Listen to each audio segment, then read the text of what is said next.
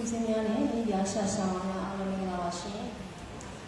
အချင်းချင်းများနဲ့ပူပေါင်းလှဆောင်ခြင်းဆောင်ရင်တော့ပထမချက်ရတော့ခေခဲစီနဲ့ချင်းချင်းတိုက်ပင်ညာချင်းပေါ့နော်ဦးတယောက်တည်းမဟုတ်ပဲနဲ့အတူတူပူပေါင်းခြင်းကအကြံဉာဏ်အများကြီးကိုရောက်စီနိုင်ပါတယ်ပြီးတော့ကောင်းဆုံးဆုံးဖြတ်ခြင်းကိုလည်းချနိုင်ပါတယ်ဗဒနာတစ်ခုကိုစဉ်းစားတဲ့အခါမှာကိုယ်တိုင်စဉ်းစားတာမျိုးမဟုတ်ပဲနဲ့အစုပေါင်းချင်းချင်းဖြည့်ဆင်းရမှာလည်းအကောင်းဆုံးဖြည့်ဆင်းနိုင်ပါလိမ့်ရှင်ဆရာနဲ့ကလေးများမိထွေးရင်းနှီးမှုရရှိဖို့ဆိုရင်ကိုတူတူပူပေါင်းဆောင်ရည်နဲ့ချက်ရတယ်ရရှိစေပါလိမ့်ရှင်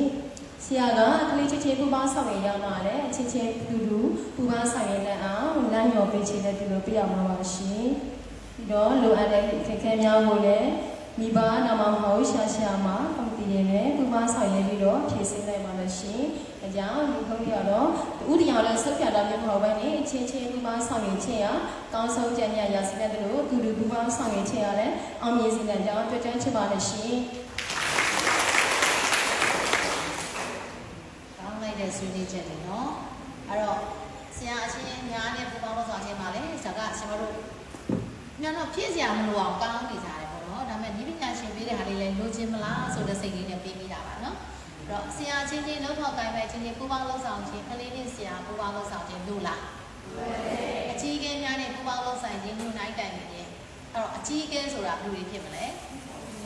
ဘုံဘုရားတွေနော်ဘုံဘုရားတွေကိုအမြဲတမ်းဥတည်တာပါနော်ဆရာတို့ဆရာမတို့အများကြီးဥတည်ပေးနိုင်တယ်ဒီပညာပိုင်းဆိုင်ရာရောဘာသာရေးဆိုင်ရာရောနောက်ကော်မတီနဲ့ပူးပေါင်းလုပ်ဆောင်ခြင်းကျောင်းသားမိဘများရမီးရပါများအလူရှင်များနဲ့ပူးပေါင်းလုပ်ဆောင်ခြင်းသူတို့ဖွဲ့လေးဆိုအများကြီးနော်ဒီမှာအဖွဲ့တိုင်းမှာကျွန်မချီးကျူးပါတယ်ဘာလို့လဲကျွန်မလိုက်ကြည့်တယ်ဘယ်အဖွဲ့မှာမကြံပြီးတော့ထိုင်ပြီးတော့မီးနေတဲ့လူရှိတာဆိုအကုန်ပါတယ်အကုန်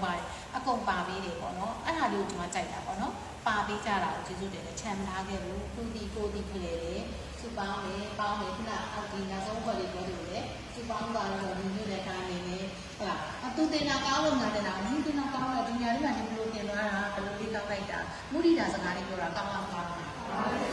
တင်တာကောင်းတယ်ကောင်းချင်နိုင်ဘယ်လိုလဲ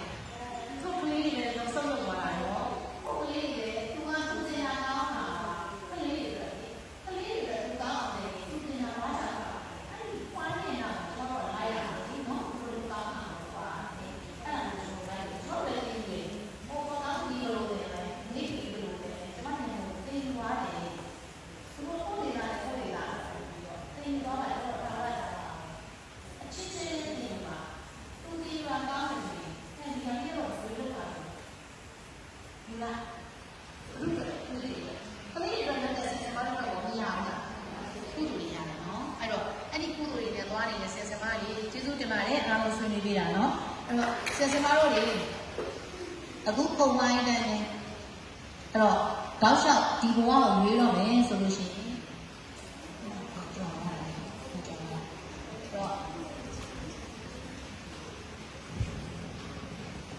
ဆရာတို့ဆရာမတို့ဘာတွေလုပ်ရမလဲဟုတ်ပြီစောင်းရံအချက်တွေဓမ္မစူးဆရာဆရာမတွေမှာစောင်းရံအချက်တွေပေါ့နော်စောင်းရံနဲ့ရှောင်းရံနော်ဒါလေးတွေမှတ်ထားပြီနော်ဘာတွေလုပ်ရမလဲဆရာတို့ဆရာမတို့ရေးကြိုးလေးပြင်ဆင်စားပါမယ်ဒီထဲမှာဆရာတို့ဆရာမတို့ရေးထားတာတွေကိုကြည့်ချင်းအားဖြင့်တစ်ခွက်ရဲ့တင်ပြခြင်းရတယ်ကျွန်တော်တို့ညတစ်ဆင်းနဲ့ခုနှစ်ချက်ပြစ်လိုက်ခုနှစ်ဦးလုံးမိရနော်ခုနှစ်နေရာခုနှစ်ဌာနလုံးကျွန်တော်တို့မိအောင်ဖန်ပေးထားတယ်အဲ့တော့အဲ့ဒီမှာနေမယ်တစ်ခွက်ရဲ့တင်ပြခြင်းကကျန်တဲ့ဘက်ရောရလားမရဘူးလားဟုတ်တယ်ကြိုးလေးပြင်ဆင်ဆောင်ရွက်ဖို့မိမိအလုပ်ကိုမိမိတောင်းလို့ပါလိုလားမလိုလားလိုပါတယ်တောင်းကြွေဖို့လည်းလိုပါတယ်နော်ဒါပေမဲ့ဆရာတို့ဆိုတော့တာဝန်တစ်ခုတည်းလားဝိတရားပါပါတယ်နော်ကိုတိုင်းစွမ်းဆောင်ခြင်းနဲ့ဝိတရားနော်ဒါတွေလိုပါတယ်အခုကျွန်မဆိုလို့ရှိရင် foundation ကပေးတဲ့တာဝန်ကျွန်မလာတာမဟုတ်ဘူးကျွန်မကိုတော့မိုးကလေးဒီကိုသွားလို့ဆိုကျွန်တော်တို့သွားရတယ်နော်ဒါပေမဲ့အခုကကျွန်မကတာဝန်ပေးလို့လာတာမဟုတ်ဘူးတကယ်ချင်းကိုဒီညီမတွေမြစ်တာနဲ့ဒီဒေသနဲ့ငွေရအမြဲပြောတယ်ဟာလေဟာပထန်းဆက်အမတော်တော်ပါလားတဲ့ဟုတ်တယ်နော်ကျွန်မဒီလိုလာတာဘဝထုတ်လိုက်တာမဟုတ်ဘူးပို့တာနဲ့ဒီနေရာမှာဆရာဆရာမတွေပေါ်ထုံးအောင်ဘုရားမတွေတို့ကြမယ်ဒီချိန်ကလုပ်ပြီးမယ်ဆိုတဲ့ဘုရားရတယ်နော်ကျွန်မတို့ကိုယ်တိုင်အသိဉာဏ်လာကြတာနော်ဆရာဆိုတော့လည်းအဲ့ဒါမှမဟုတ်ဗျာနည်းနည်းဆိုနော်အချိန်ကိုလေးစားပါကောင်းလား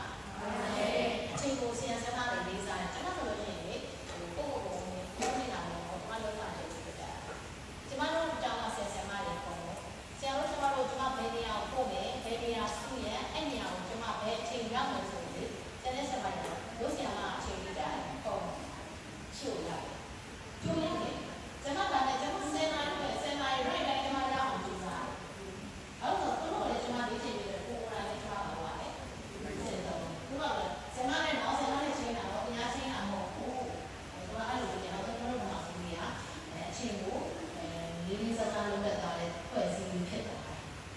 လေးချင်းယူ